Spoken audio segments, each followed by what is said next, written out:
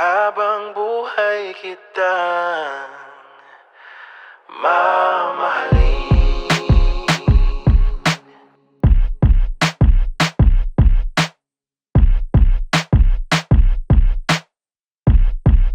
Nandito na tayo, himig na bago, malinaw at klaro, pag-ibig ng ato. Hi Kuya Mac, si Sid.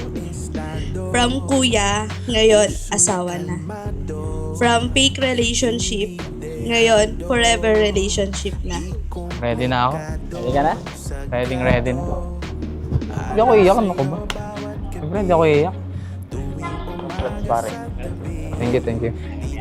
Ayun, nakakapagod, grabe. Parang maraming hassle, maraming nangyari. At nag-aambon-ambon. Medyo stress, medyo pagod, puyat. Pero tuloy lang. Wala pa si Ate Angel neto, ha?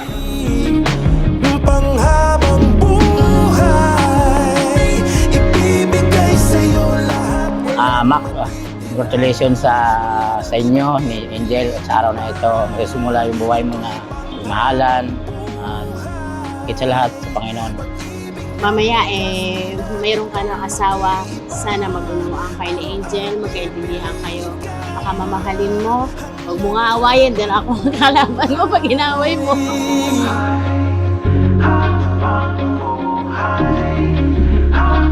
Narito po tayo, masaya tayo nakikipagkaisa sa kasal nila.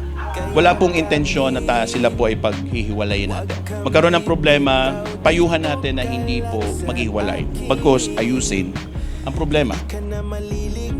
Ang problema na pag-uusapan yan. Huwag niyo tutulugan ang problema. Makinamig kayo. Sama kayo ng maayos at laging tumawag sa Panginoon. Nandito lang kami. Panghabang buhay, ibibigay sa'yo lahat, walang matitira, wala nang ibang pipiliin pa. Mahal, ito na. Dito na tayo sa part na magpapakasal na tayo. Sana habang buhay na to, mahal na mahal kita. Salamat sa promise mo na napapakasalan mo ko. And salamat sa pagiging faithful mo and sa pagmamahal mo sa akin. Ayun. So, see you mamaya. I love you. Namnamin bawat sandali, paalam sakit at bighati, ibalik ang iyong ngiti, ito na iyong minimithi. Panghabang buhay, ibibigay sa'yo lahat, walang matitira, wala nang ibang pipiliin pa. Ang laki!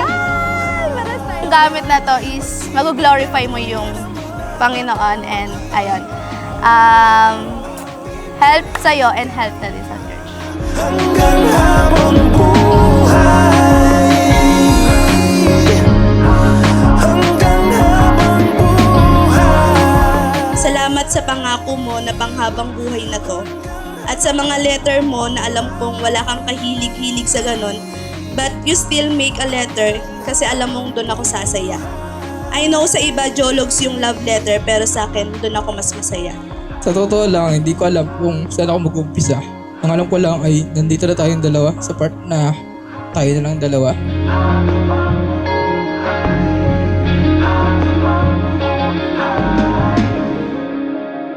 Dati pa man, sabi namin, umulan umaraw tuloy. I know na hindi sagabal yung panahon para hindi matuloy. And ayun, salamat pa rin sa Lord sa medyo may onting araw and ayun, sabi nga namin dalawa, enjoy lang. Mabasa man ng ulan, enjoy lang.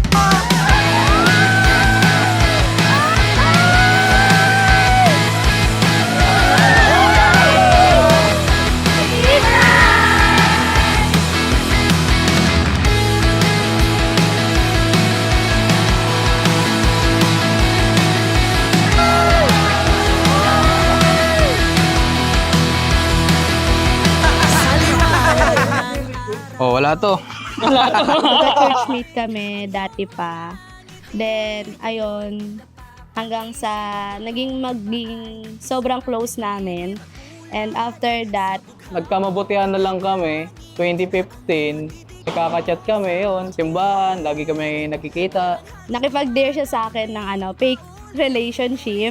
Tapos sabi, may love talo. Tapos parang bigla na lang ngayon, nahulog kami sa isa't isa, ganun. And nagtuloy-tuloy, umabot ng almost 8 years. Ayun, until now, nandito kami ngayon, nagpapakasal. Tuloy-tuloy ang ikot ng mundo. Ngunit sa init ng iyong halik, ito'y humihinto. Sabi ko kay Lord dati, Lord, ang gusto ko sa lalaki, Kristiyano. Pangalawa, matangkad. Pangatlo, mabait at higit sa lahat, walang bisyo. Pero binigay niya yung lahat ng katangian na yon sa'yo. Pero sa matangkad, joke lang. Si Angel talaga yan, makulit. Kaya siguro nagkakasundo rin, parehas kami makulit. And sa lahat ng bagay, naiintindihan niya ako, nagkakaintindihan kami. And pikuni siya, and naiintindihan ko rin naman. So yun, talaga, pero mabait naman si Angel. Talagang very understandable talaga siya. And yan, kaya siguro nahulog din yung loob ko sa kanya, kaya minahal ko rin siya. For the record!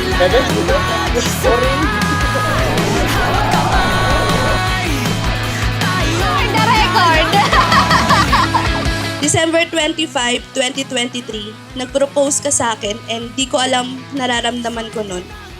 At di agad ako sumagot sa'yo ng yes kasi iniisip ko sila mama at papa. Di ko kasi alam kung nagpaalam ka na ba sa kanila or hindi pa. And ayun, dahil nakakarami ka ng tanong sa akin, napayas na lang ako. And then na nag-start,